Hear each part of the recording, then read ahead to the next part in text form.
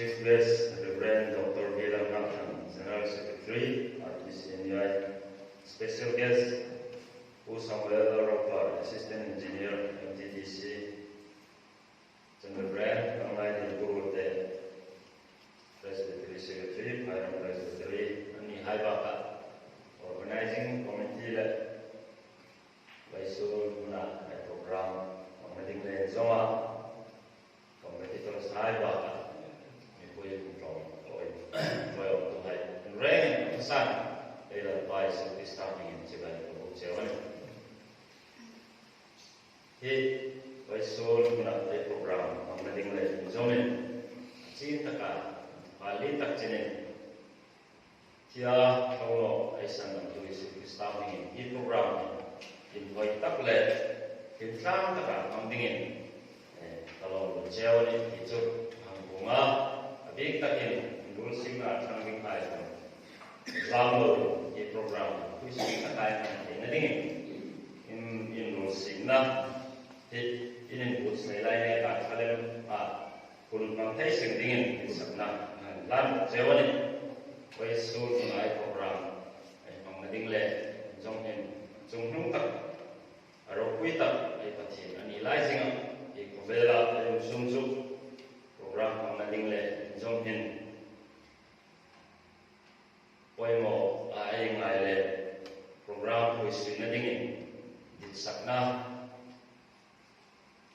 อินลาไอเราเทโลกันยาจองอินซีเฟสไว้ส่วนคุณอาดิกินไอ General Secretary and ฟิลามาคอมินล้อมตะกินยังปอมเบกาไว้ส่วนในเวลาทำเกดิไอล้อมตักเสตา Organizing Committee จุนพอเทตั้งตักในเวลาของไอเทโตไอล้อมนี่ดิสพลังในเมนโตอินลาไอล้อมเบียจุ Organizing Convener Reference Kopel Bar Mungil Supek Sila Memento Nuka Ramthar Moy Kan Joy Sila Juin Langas Mengenai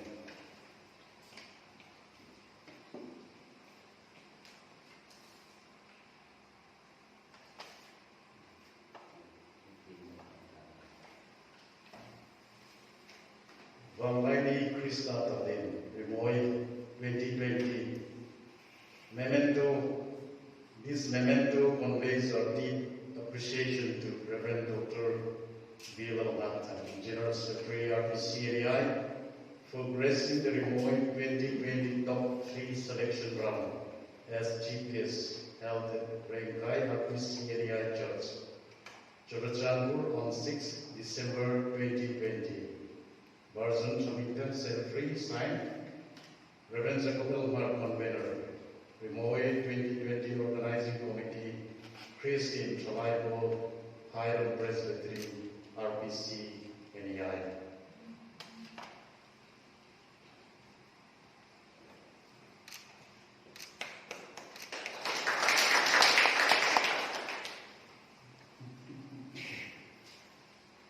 The special guest who Samuel Rupa Amai Ngai Koimo de Sila Wai Sun Kuna Ilai Ataksa Milano Sila Ilai Kuna Ama Ayo Wadingin Presbytery Secretary Reverend Nailin Guru de Amundandia Amai Ama Sika Memento Nombek Fil Kamiros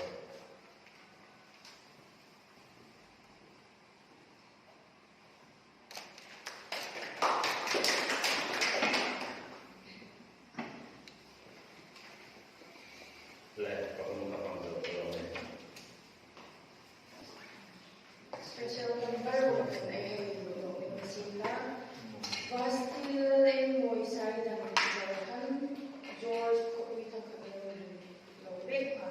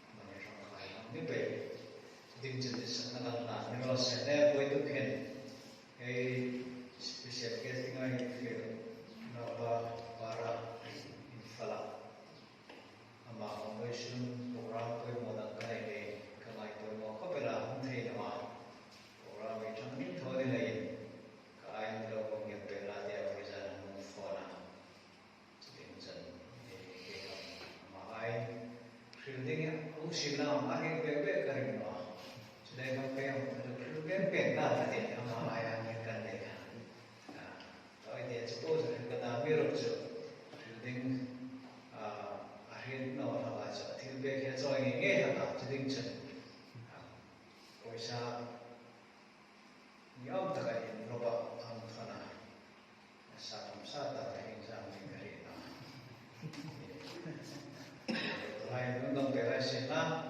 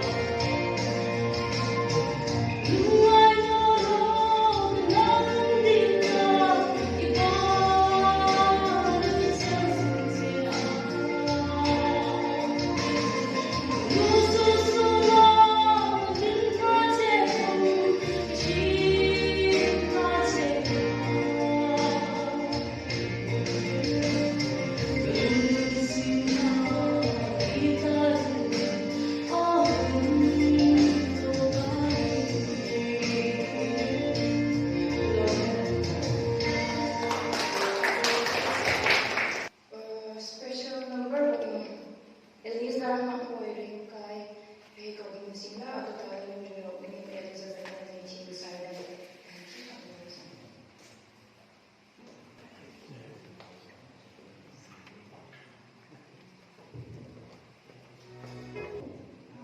Isu ko ay na-mention natin na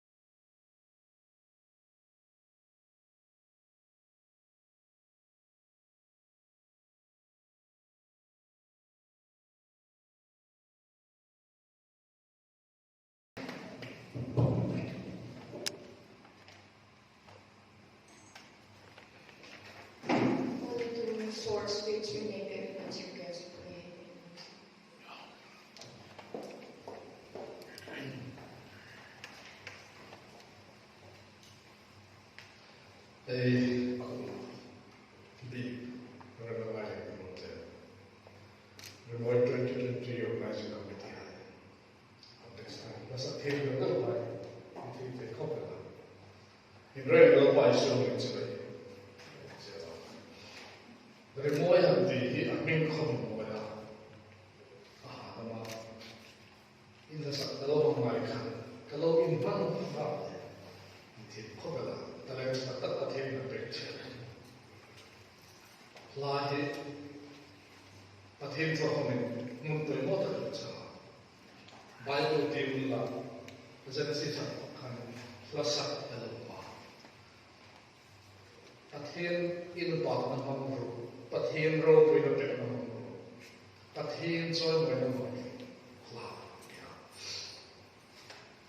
Kaya kami, at hindi matiyong sa medyo ng bitiro, sa team ng tikap pala. Kat sa ready mo no, kata ko na sa ito mga program ka, mga slot ay lumipit mo kayo katiya. Team ng bitiro kaya, kopi ko mga namin sa dati. Lobe ng kapel, at hindi choy ko siya ba. In ringing, Central KTP Songstar competitors, ay siyang sa siya ba. Respect the high under Chapa la competing da the holding it in so the say la yi sa klong da lo sa ko bi ke ka ba ai da chu zin kar ka thong ni atam le mi tu tin la ka cham lo ke la ka no lo chu chu la hai chu ka sa to ka bula za lo ke thong na ren ka da zin tong trai ko ke to ka mai la ka sa Ari no lang kasi ka. Avoid to come and katol limit. Katang limit ka tina katol limit. Katang limit kalung lamang. Ngai ro patient lang rin. O ari ang mo ni patient Christmas lang mo nilet.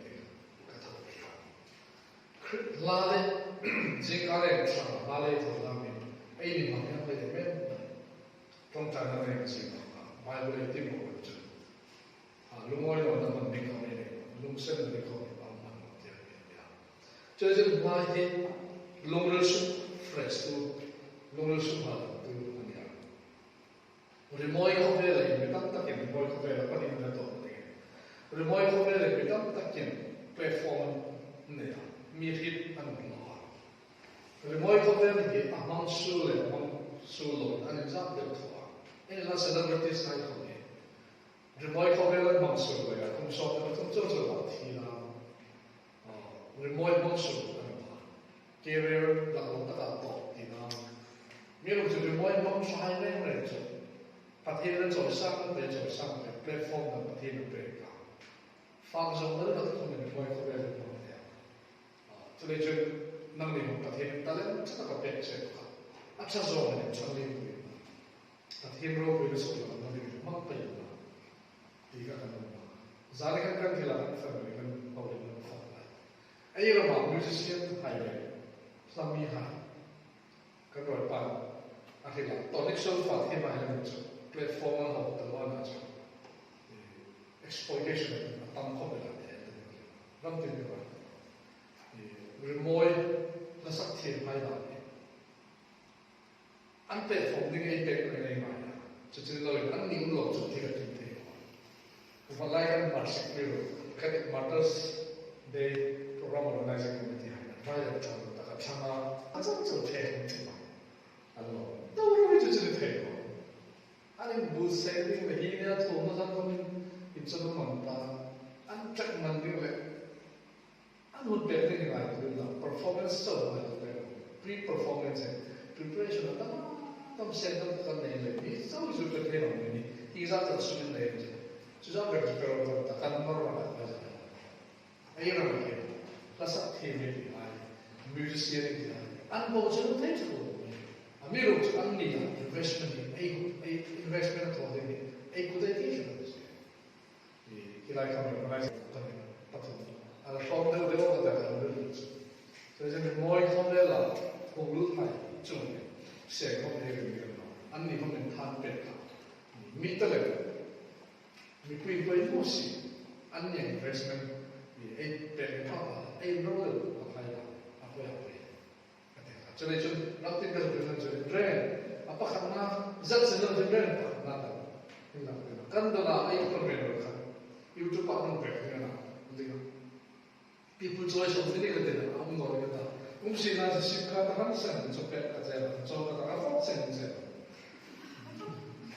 kalau kape itu bukan kape itu kalau buksi brand apa dengan zat saya tapi tips saya dari mana pakai lah Robin of the Table Song sen cái chạy special guest là cái công soi đó, giờ này khăn ấy còn cái đấy, WhatsApp thôi mà, mình tôi biết thế mà, cho nên cái công soi đó, lo mình bắt hình nó khác, cái bộ phận này cái gì đó, bắt hình nó bảo check sang rồi, hoặc là check công ty hay, cái gì cũng vậy thì hay có bao bền này, cũng nóc tiền à, capital file mà mình, lo mình bắt hình nó cái gì thôi mà, khá bắt hình nó bảo check sang rồi cả, cái sang rồi check itu tak cuma contribution itu saja. Sehingga itu menjadi konflik.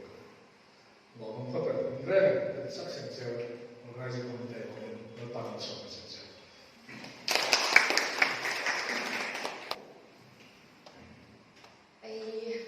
Guest har en sorts stil en skittimt med så länge vi en chankar hai ta na tak an ni foi hai hai om chakai se mai ta tu him competition team ko ta ding sina ai chanman ai fe da ni poi de ta hita ka list ai sima an khere ai fe no ni sina ai ka dum ko ta ai cha chai ka ani ni ta or the competition round I have not had ni sina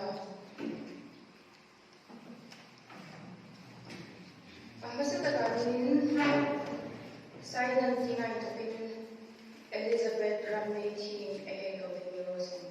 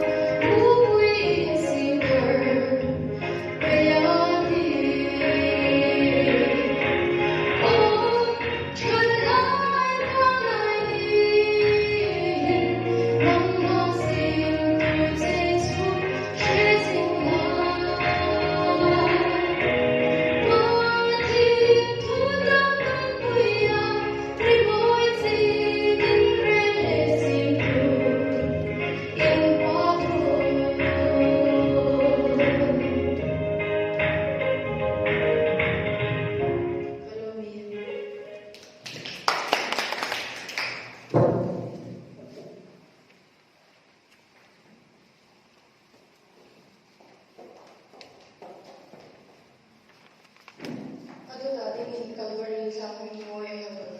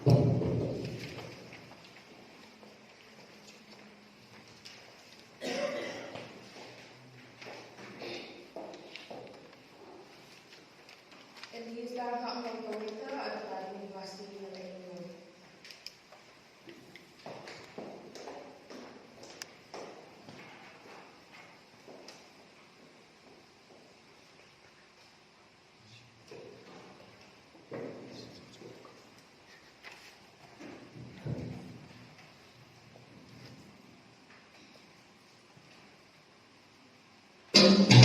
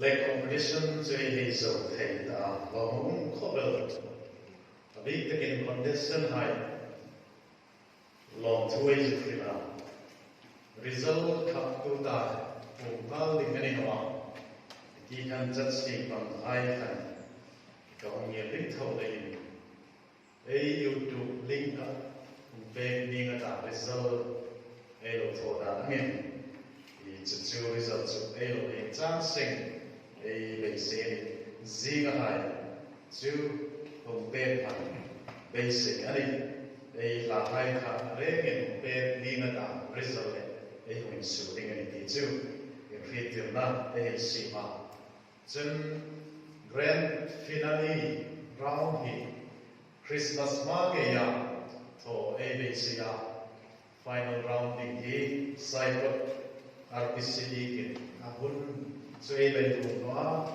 nei ding nei ko sai no hi covid legen mi hong ko tam nung lo nei ma hing za e ko na chui tu hai ko e feel kel hai ko e motola lo dat set ani chalai program in the set nei kan lo dat set le amasa begin e pati kuncha ya dalen chata tak min dong tira eng covid pui lai kom sin la eng amin el nam nei thei la me chui dei pati kuma amasa begin e lo tu e khila chen a special guest high begin a chief guest Reverend Dr. Vilam Napta til ben lutta bel chalai lai ta dinga it's submarine hai long khobel price pera e mati e kal soi pe de ko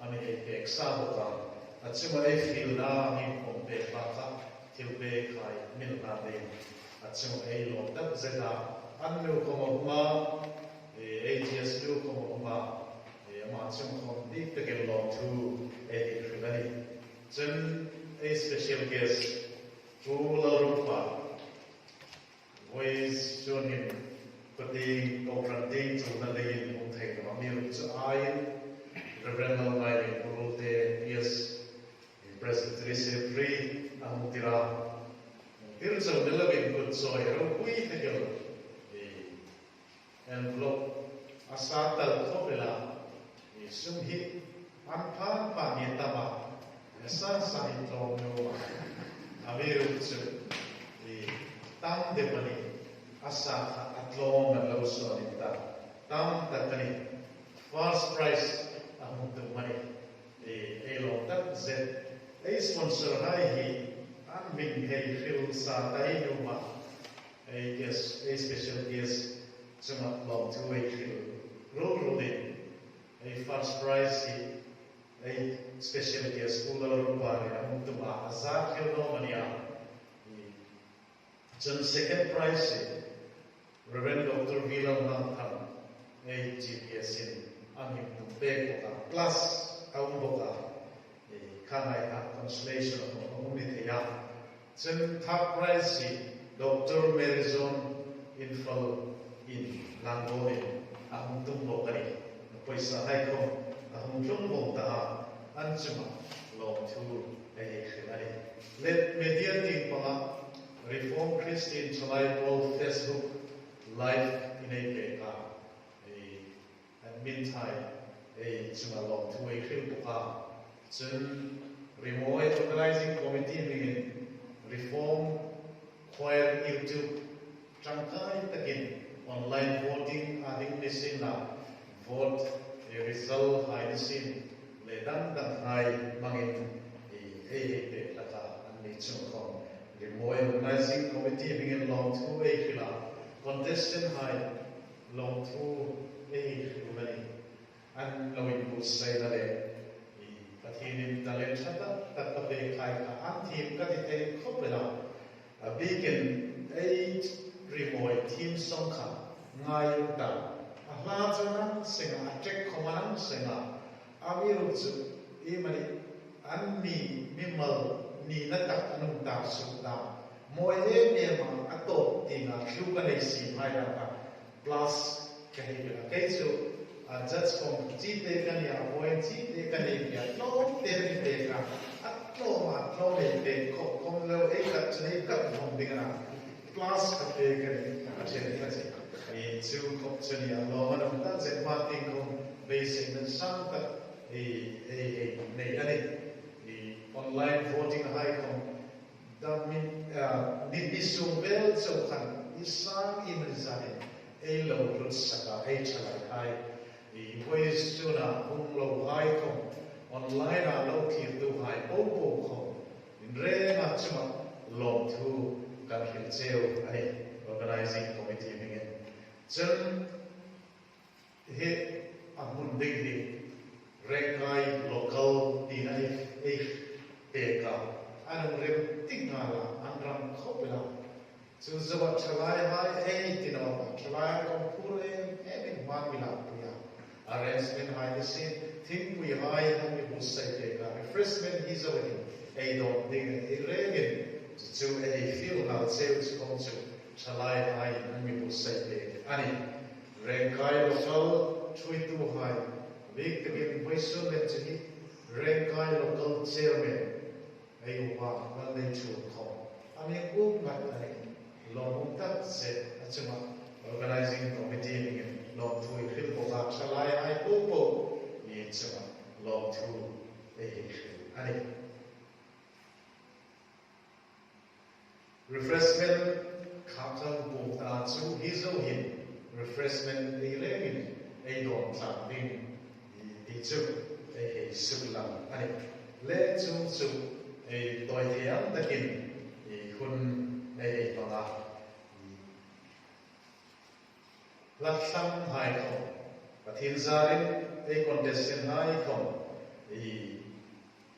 comment pe no achu laksam hi thi chu khobela a big takin ke kalzu enve da chen laksam in team chen in talent in dong team na in nei khache khane ka nasa kan in ni na in kum tal lam pha ding ke na la sang ke poimo khobel mi mal in a thang su pengon komin a judge high a kom hi lani kan met ui dim di hai kom ro thei zingan di chu a belsa kan in re na chima nei lo tak se cheu lalwan le tam takin halson sinwa cheu contestant ai kom di sanai sang tak kahen lang cheu ni le lo bi